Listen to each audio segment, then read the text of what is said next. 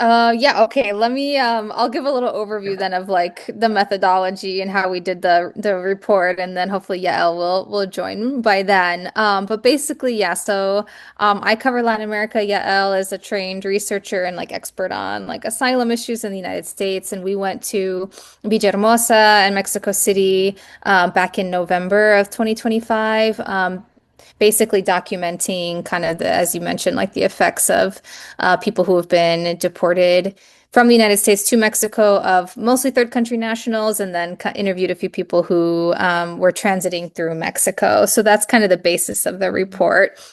So yeah, I'm sure many of you know kind of the situation with the third country deportations, but RI has been tracking kind of all of the different agreements across the world. And of the like 14,000 people who have third country nationals who've been deported to countries that are not their own, Mexico is like far and away the largest country of receiving third country nationals. So like close to 13,000 of the 14,000 people that have been deported to countries not their own are going to Mexico. And something that is concerning for us from Refugees International standpoint is that it is an extremely informal agreement that started under it's been going on for a few years now. So under the Biden administration as well, people were being returned to Mexico of the 7 nationalities. I'm not sure if you could hear Yael when she mentioned it, but it's basically CHNV, so Cubans, Haitians, Nicaraguans, Venezuelans, as well as the 3 Northern Central American countries, El Salvador, Honduras, Guatemala, that are being returned to Mexico. And I think what's changed over the course of the last year since the Trump administration started is that the profile of people that are being returned to Mexico is vastly different. Under the Biden administration, when we were in Villahermosa, what we saw was that it was people who were mostly recent border crossers. Now what's happening is that the Trump administration is targeting people in the interior of the country throughout the United States. And basically what's happening is that they are detaining people throughout the country that have been, long-term people who've lived in the United States for long periods of time. And then they are transferring them to border areas and kind of framing it as if they were recent border crossers because they're being deported from border areas, but they're really detained in the interior of the country. So it's a huge problem in terms of like subterfuge from the United States government, kind of what they're communicating to the Mexican government. There was this shift to accepting people from the interior. And as Rachel was saying, that the Mexican government never really agreed to that, never really agreed to the idea that they would be taking people, first of all, who have orders of protection. In other words, they have been granted withholding of removal or convention against torture protection in the United States, meaning that an immigration judge has not granted them asylum, sometimes because of the restrictions on asylum that have been placed for the last couple of years that make certain people ineligible for asylum, but eligible for these other forms of protection. A lot of these people are from like El Salvador, kind of similar to the situation of Kilmar Abrego Garcia, who was granted protection against removal to El Salvador. So he can't be removed to El Salvador. There are many people like that, especially from El Salvador and Honduras in the United States, who don't have asylum, but have this protection that they can't be removed to their home country. And these are the people, many of whom have been living in the United States for a decade. They're married, they have children in the United States. They live in places like where I live, near Maryland and Virginia. And these are the people that the Trump administration is targeting for deportation to Mexico instead. And unfortunately, what we see, and Rachel can elaborate on this more, is that once they're in Mexico, they're likely to actually be deported to the home country, the very country with which they have protection from in the United States. So it becomes sort of like a chain refoulement problem, where you're not being sent directly to persecution or torture, but indirectly through this.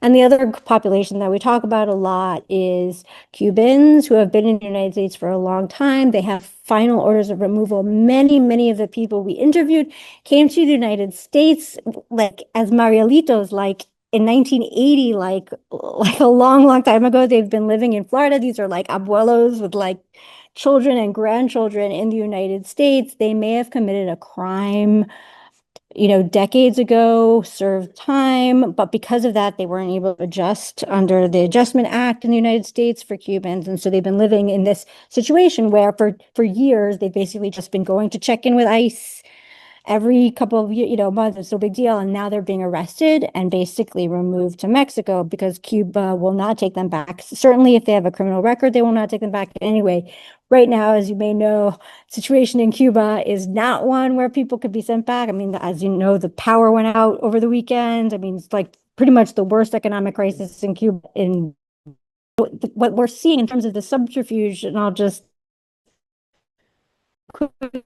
because it sounds like Rachel said, in Florida, in New York, in Virginia, in Chicago, and then transferring them in detention facilities quickly to Arizona or El Paso, and then busing them over the border into Mexico. So there's no flights of third country nationals to Mexico, only by bus. So from the Mexican perspective, and many of these people don't have any documents with them. And so from the Mexican perspective, they're the nationalities they agreed to accept, but they don't really know who the people are. And they're swiftly taken south to Mexico. And I'll let Rachel talk about that in a minute. The only other thing I wanted to say, it sounds like Rachel also kind of mentioned this, there's been a lot of attention to the new deportation policy of the Trump administration, which is very different from in the past, which is this idea of really, really leaning into these agreements with lots of countries around the world, not just in Latin America. In the first Trump administration, there was already an agreement with Guatemala to send third country nationals there. As I said, there's, sending third country nationals to Mexico is not new. But this idea of like lots of countries in Latin America having arrangements, and also countries all over the world, in Africa, in Asia, sending people to Eswatini or South Sudan or places really, really far away. So it looks like Kamar Garcia might be sent to Liberia, so these kind of agreements. The thing is, that's really, really important to mention, is that in total, probably about 100, 150 people have been sent to, Ghana and Cameroon, the countries I mentioned, far away, whereas 13,000 people were sent to Mexico. And so when we're thinking about these agreements and about third country nationals, I mean, it's an order of magnitude more people being sent to Mexico. That's where the vast majority of third country nationals are being sent. And yet it doesn't get nearly as much attention for complicated political reasons, I think. Mexico, and after I say this, I'll turn it over to Rachel. Mexico both knows and doesn't know what's going on. In some ways, it can't really push back on the United States too forcefully. They're about to go negotiate over trade. They're worried about tariffs, security agreements. There's a lot of political stakes on the table right now. And third country nationals are not a huge priority for the Sheinbaum administration, especially because for the most part, there's a lot of concern about Mexican nationals being deported, rightfully so, and the treatment of Mexican nationals in the United States, which is the worst in decades. Thousands of Mexicans are being arrested. They're in detention, horrible conditions. Their rights are being trampled. These are people who've lived in the United States for decades. Again, situation just because they get picked up, they have no criminal records. I mean, it's crazy. And, so they're obviously the top concern in terms of in terms of how people are treated in the United States and how they're being returned to Mexico are Mexican nationals, right? I mean, but there's this other population. And so they sort of know what's going on. There's this split between SRE and INAMI about how to handle third country nationals. SRE sort of is supposed to agree to accept every single person, but it's clear that that's not happening. And many people are not going, they're not going through formal channels with SRE and just being driven over the border and just being handed over to INAMI, and that's what it is. The numbers being reported by DHS about how many people are returned to Mexico are clearly missing many, many people. And INAMI's records seem to reflect a larger number of people being returned. So you have this sort of disconnect. And I do think the Mexican embassy in the United States is aware of what's going on. But again, it's this like sort of complicated balance. And some of our recommendations were trying to get at the fact that, look, as Refugees International, we have to recommend an end period, to these transfers. Unfortunately, many of them are legal under U.S. law. Technically, there's ways to fight it in the courts, but the law would basically need to be changed in the United States to stop some of these removals, especially of people with final orders. And people with like those protections, like withholding of removal, technically they can be removed to another country if that other country will accept them. So what we're asking is for Mexico not to accept certain people. They may have to accept some people, but not others. And if they are going to accept people from the United States, that they take some responsibility for them and treat them in a certain way. And I'll let Rachel talk about some of the more technical things that INAMI could do, for example, if they're going to continue to take people from the United States, which is likely, given the political dynamics that I just described between the United States and Mexico. So Rachel, I'll hand it over to you. Okay, so basically, yeah, I'll give a great overview of kind of what's happening between the US and Mexico. Once people are taken over the land border into Mexico, I&M officials are given very, very little notice. Sometimes they're notified like the same day that people are coming over, so they're not doing any kind of screenings for people that have holding of removal or other types of vulnerabilities. And they're not explaining to third country nationals that they can seek asylum in the United States, even if third country nationals sometimes ask about this. So instead, what's happening is they're putting people immediately on buses and then busing them, 2,000 miles south to Villahermosa, in some cases, Tapachula as well. But the majority, as of November, was in Villahermosa, though I think it's increasing to Tapachula now. The bus trips to Villahermosa, they don't have schedules to prevent like nighttime drop-offs. We spoke with people who are being dropped off at like 2 o'clock in the morning outside of the detention center. There's no clear protocols to ensure like humane conditions on board. And these trips often take 40 hours or more, which surpasses the like 36-hour limit that people can be detained in Mexico. But they're not counting it as a detention, even though they can't get off the bus, for like very special circumstances.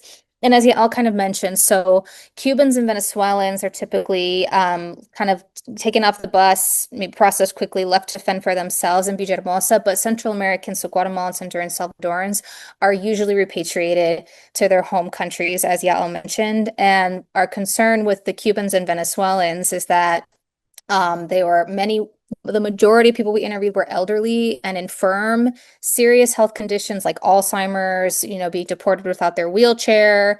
So they have these very long-standing ties and they have long-standing ties in the United States, but not in Mexico. And they're treated basically as like disposable by the United States government as well as the Mexican government. When they're released, they're basically released into like an industrial zone. Usually they don't have identification, they don't have money or phones or any other like key items to help them navigate to get to like the one shelter that's available to them, because they're kind of shut out of like any of the government shelters just because they're either for like children or families and things like that. So they have to go to the one private shelter. And a lot of organizations noted that for the Venezuelans, Nicaraguans, Haitians, Cubans, it's really difficult for them to get their documents replaced because of like the respective consulates in Mexico and also like the wait times and costs. So a lot of times they're just left without documentation. They're not receiving any kind of information from I&M agents about their rights in Mexico. They're not given like a know your rights orientation about like their health services or other things, and most of them have very serious health needs. And the other thing that I wanted to mention is that we did a lot of work on the asylum system in Mexico. So many people are probably going to try to apply for asylum, but accessing the asylum system is very difficult. One, because a lot of these people, as Yael mentioned, left, Cuba or other countries, or in the 1980s, other people from like Venezuela, other places maybe left several years ago. So it's difficult for them sometimes to qualify for asylum in Mexico just because of the nature of how long ago they fled harm. And I think the bigger issue, especially if there are Central Americans who are trying to apply that are like more recent crossers into the United States, is that the funding for the UNHCR for COMAR is extremely limited. COMAR, I'm sure many of the colleagues in Mexico are already aware of this, but the COMAR is in really dire straits right now, largely because of the cuts to U.S. funding, which I know USCRI has been documenting, but what we found is that the biggest notable shift is in the cuts to staffing for the Comar. So it's taking an extremely long amount of time for people to even get an appointment to start the asylum process. And once they're in the asylum process, to get their claims adjudicated. So it's taking around, this was in November. I think it's actually gotten worse since we went, but it's about like 4-ish months to get an initial appointment. And then about a year just to get an interview. During that time, most people are not given access to documentation. So they're waiting basically undocumented, meaning they can be picked up by INM, again, if they try to leave like Villahermosa or other places, and then sent right back. Obviously, they can't work or find like formal, dignified jobs. There was like an IOM survey that found that of the amount of people that they surveyed, 80% had been waiting in Mexico for longer than 6 months, and 72% had no documentation. The other issue is that the organizations that like provide legal support for people to navigate the asylum process, which I think at this point in time, you essentially need to like do an amparo to be able to get your claim reviewed in a timely manner, which is contingent upon obviously having some sort of legal representation. A lot of those organizations also were very dependent on UNHCR funding, which came from the US State Department, PRM.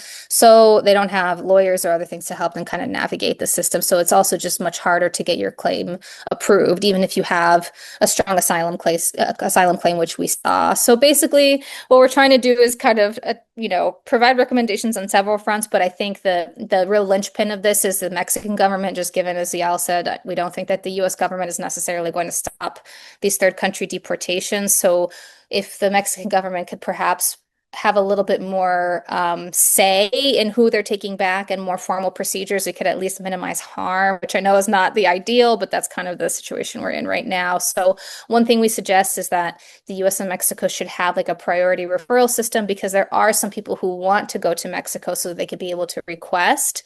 The INM should also be implementing like a comprehensive screening process to identify like vulnerabilities, and then like canalizar those people to different agencies, given their specific type of vulnerabilities. We're asking that the INM not accept, and the Relaciones Exteriores también also, but I think that's a little more complicated. But if the INM could at least say, we're not going to take back people who are chronically ill, we're not going to take back children, we're not going to take back people with disabilities or elderly people, etc., then they should be able to like exercise that practice. And I think besides that, we are also asking that the INM stop busing people to Villahermosa. People should be able to, when they are taking over the land border, decide where they would like to go in Mexico, given that Villahermosa does not have, one, the infrastructure to take on a lot of migrants, and two, not that many labor opportunities. People should be able to say, I want to go to Monterrey, I want to go to Tijuana, I want to go to XYZ place, and be given a visa humanitaria to be able to go to one of those places, so that they have more agency. At least, they may not have agency in that they're being returned to Mexico, but at least have agency in where they're going to stay and try to rebuild their life.